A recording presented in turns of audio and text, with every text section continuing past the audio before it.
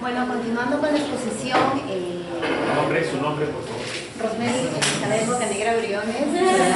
El tema que me va a tocar abordar es la solidaridad e invención del prójimo y las variaciones sobre el sí mismo como otro en la filosofía de Paul Ricoeur.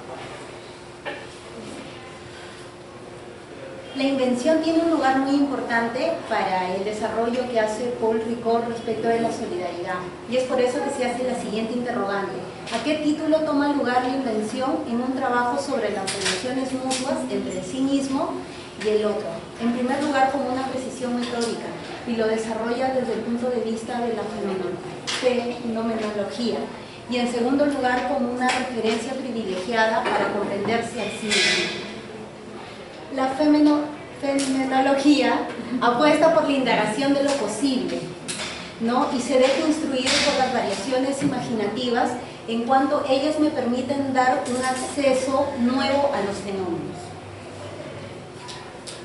La invención hace de la ciencia de los fenómenos una fenomenología poética, un modo privilegiado de acceso a las cosas mismas.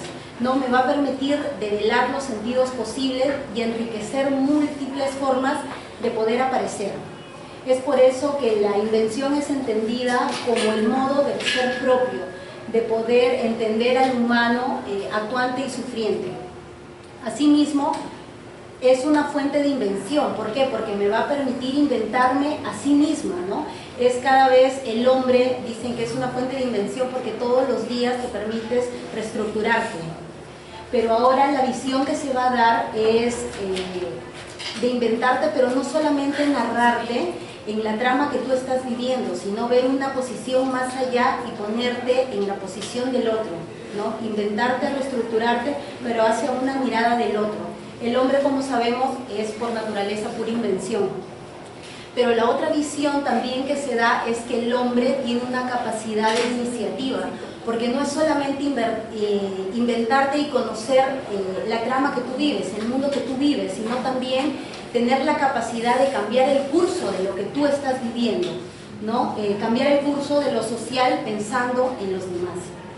Es por eso que la invención va a desplegar toda la potencia refigurativa que tiene el hombre, ¿no?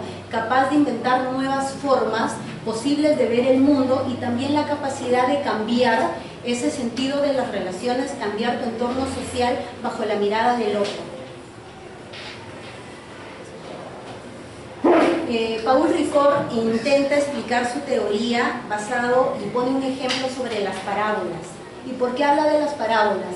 Como nosotros sabemos, Jesús se expresó hacia los demás a través de parábolas, porque él decía que él le daba a los discípulos o le mostraba los misterios del reino, pero a los demás lo hacía a través de parábolas. ¿Por qué?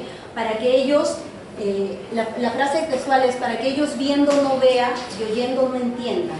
Es decir, para que ellos se tomen la visión de darse una posibilidad de entender más allá de lo que Jesús les quería plasmar, y que al mismo tiempo se dé una posibilidad imaginar y puedan entender ese mensaje a través de hacer una reflexión ellos mismos. Es decir, no les decía no deben de hacer esto, sino les daba un caso y les decía ¿qué opinan ustedes? O quién es la persona que tiene la decisión correcta, ¿no? Como en el caso que voy a explicar más adelante de la parábola del buen samaritano. La imaginación, mediante la imaginación se da la desorientación que tiene la persona al escuchar la parábola, y asimismo se va a revelar lo que en ese momento era oculto, ¿no? Te dice que la parábola intenta informar, orientar, pero no normar, ¿no? Que tú puedas ver el mundo desde otros ojos. Cuando les expliqué la parábola del buen samaritano, como nosotros sabemos, ¿cómo fue la parábola del buen samaritano? Decía que había un viajero que se estaba yendo de Jerusalén a Jericó y es asaltado, ¿no?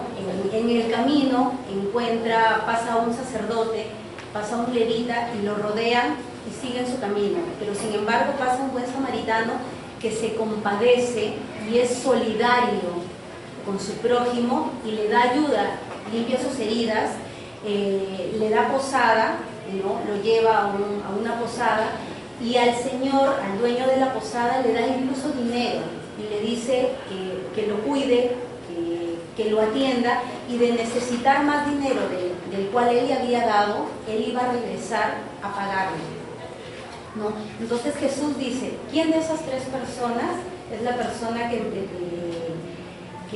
le vio o atendió más a su prójimo? Porque como sabemos, el sacerdote de por sí tiene ese deber de cuidado, y él sabía que él debería amar a tu prójimo como a ti mismo, según las Escrituras.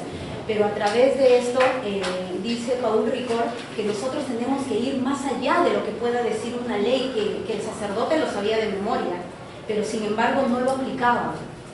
Entonces es por eso que Paul Ricoeur utiliza esta parábola para hablar de tres variaciones imaginativas, que es el envío, la invención y la promesa, ¿no? Que son variaciones imaginativas que tienen una triple relación de la invención del prójimo, pero la invención del prójimo como un paradigma que nos permite una expresión de mutualidad buscada en las relaciones interpersonales. Como sabemos, la mutualidad es esa visión de ver a lo solidario, ¿no?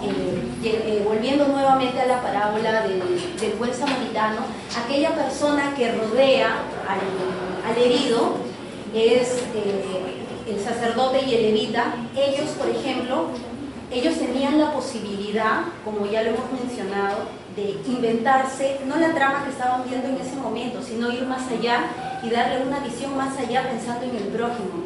Sin embargo, no lo hicieron, pero el samaritano, pudiendo seguir su curso, cambió, se inventó, vio esa imagen o esa escena que él estaba viendo y pensó en el prójimo, y decidió ser solidario con él y ayudarlo, ¿no? Eso sería como el envío de que tú tienes de ver más allá de lo tramado.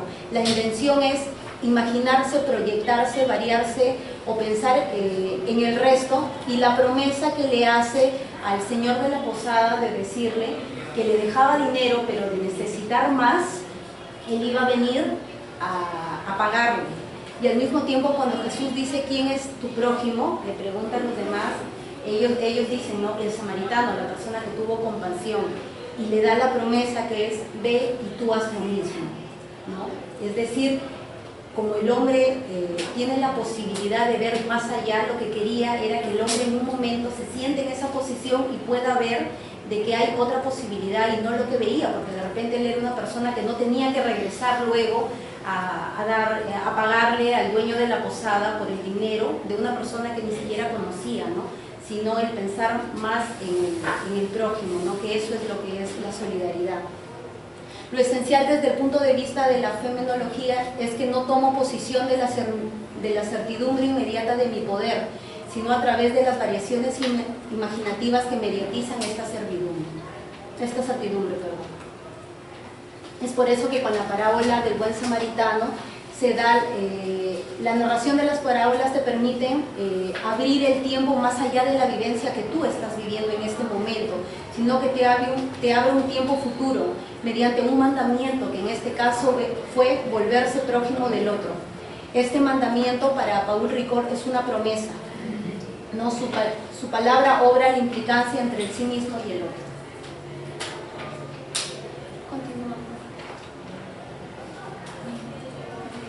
Ya. Asimismo, Paul Ricoeur habla también de la hospitalidad, pero la hospitalidad abordada desde el lenguaje, que aparece en la consideración del hombre capaz, un sujeto actuante y sufriente, y la afirmación de sí, pero en la implicancia del otro.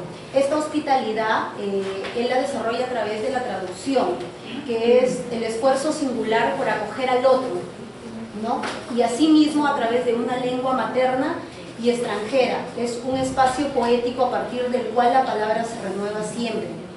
Es por eso que dice que esta traducción rompe todo anhelo identitario, porque tú ya no solamente vas a pensar en ti, sino que también vas a reconocer la extrañeza de sí mismo y del otro. Vas a entender esa lengua que trae esa persona y la vas a acoger también como tuya. Es el reconocimiento mutuo que ambos se pueden hacer, ¿no? Y también Ricoeur despliega y aborda el tema de la filosofía del ágape, ¿no? Que dice que es un tipo de referencia que hace de la mutualidad de las relaciones interpersonales, y este ágape viene a ser una desmesura ¿no? Es algo incalculable y un exceso que sobrepasa el dar y recibir, sino que lo aborda como un paso más, que es el dar sin medida.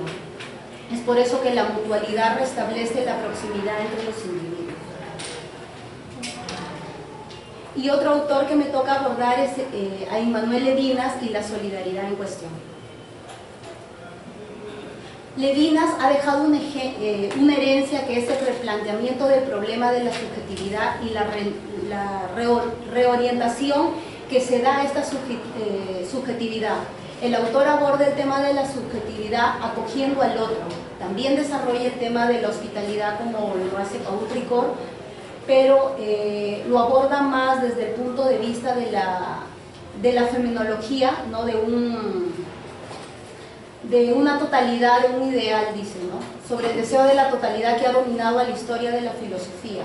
Para Levinas hay un vínculo que debe de existir entre la ética y el lenguaje, puesto que este lenguaje te va a aperturar una subjetividad, porque él menciona que el lenguaje te puede aproximar o distanciar de las personas, ¿no?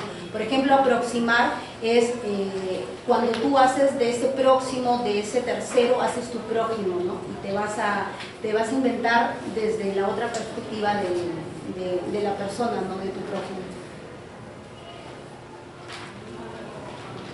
Él habla del decir y lo define como el sentido original del lenguaje, pues tanto debemos entender el lenguaje no como la simple transmisión de mensajes o lo que te están comunicando, sino más allá, debes de ir a la esencia. Es por ello que el decir te permite aproximarte al prójimo y al aproximarte al prójimo tú le vas a dar la importancia que esa persona merece, porque vas a intentar inmiscuirte en lo que esa persona te quiere transmitir, no solamente vas a pensar en lo que tú ves. No, el decir designa precisamente esa previa no indiferencia de lo que está pasando el otro, sino que te va a pedir que tú le reclames la atención que esa persona merece. Y es por eso que para Levinas piensa en la solidaridad como el lazo posible del ser de los unos con los otros. Ahora, a partir de esto, ¿cómo se aplica nuestro tema de investigación? En el caso particular, la labor que yo realizo es una labor de auditoría. En este caso, en la SUNAR, ¿no? Trabajo en un órgano de control institucional y como nosotros vemos, nadie de los funcionarios puede ver bien o no les gusta que sean auditados, pero sin embargo, para las personas que llegan o acuden al órgano de control, ellos es como que la última instancia a la que tienen, porque llegan muchas veces enojados a querer denunciar o hacer una queja, ya sea porque hay un acto de corrupción o el servicio que se está brindando no se brinda de repente en forma correcta. Entonces, aplicando lo que nosotros hemos estudiado a este tema de la solidaridad, nosotros tenemos que ver de repente no como una meta que les digo a forma personal de que se tiene, de que mientras más informes de auditoría saquemos es mejor para nosotros porque nos ayuda a cumplir las metas, sino en la posibilidad que tenemos de ver a los demás que ven en nosotros las personas adecuadas para que ellos puedan solucionar el problema que ellos tienen, ven en nosotros como una última esperanza de alguna forma. Entonces esa debe ser la misión que debemos de tener, de replantearnos en la labor que nosotros realizamos y orientarlo hacia los demás, y también en el tema de la entidad debemos de ser el nexo para que la entidad pueda cambiar ello, no que se vea como una labor netamente sancionadora, sino como una oportunidad de mejora y de poder aplicarlo a favor y en servicio de la sociedad, porque al fin y al cabo, en este caso el tema puntual de registros públicos, la misión es otorgar seguridad jurídica. Entonces debemos de tener en claro que nosotros somos operadores jurídicos, los cuales tenemos una misión que se ha dado y debe de cumplirse al servicio de la sociedad. Ahora, respecto de mi tema de investigación, justamente en alguna de las falencias que presenta el registro y la función que desarrolla él conjuntamente con el notariado, es que en otros países, como el caso específico de Colombia, sí existe una base de datos digital que permite la labor de desarrollo interconectada de todos los despachos notariales a tiempo real, lo cual implica que si yo, persona que, valiéndome de que una persona no inscribió su derecho de propiedad ante el registro, hago mal uso y digo, bueno, voy a transferir varias veces esta misma propiedad a otras personas, bueno, el primer comprador no actuó diligentemente y no lo inscribió, entonces voy a seguir transfiriendo la propiedad. Entonces, en el caso de Colombia te permite de que cuando tú vayas a extender una escritura pública en otro despacho notarial, automáticamente te registra que esas mismas partes ya realizaron esa transferencia de ese inmueble en otra ciudad de la misma Colombia, ¿no? Que en este caso en el Perú no existe eso, si bien se han venido abordando una serie de medidas que te permiten de alguna forma combatir el tema de los delitos de la propiedad, no te permiten trabajar de esa forma. Entonces, al compartir esa experiencia, creí conveniente que también podría ser aplicada al tema de Perú, ¿no? Entonces, es por ello que el tema que yo propuse era la creación de una base de datos interconectada en los despachos notariales a nivel nacional, y creo que también ahora, al haber podido leer este libro, me permite ver de que de alguna forma este tema de investigación fue pensando en los demás, ¿no? De repente no una duda que tenga de cómo debo desarrollar yo mi labor o qué discrepancia puede haber entre un artículo o una norma, no, sino darle una herramienta tanto para las personas que se ven víctimas de estafas,